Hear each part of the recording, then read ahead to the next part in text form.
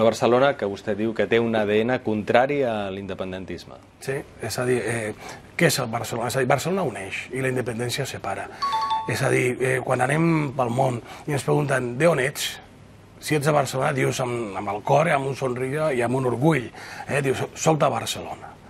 I Barcelona uneix, i la independència separa. I Barcelona és, sobretot, i abans de tot, és una ciutat del món, és una ciutat oberta, de llibertat, plural, cosmopolita.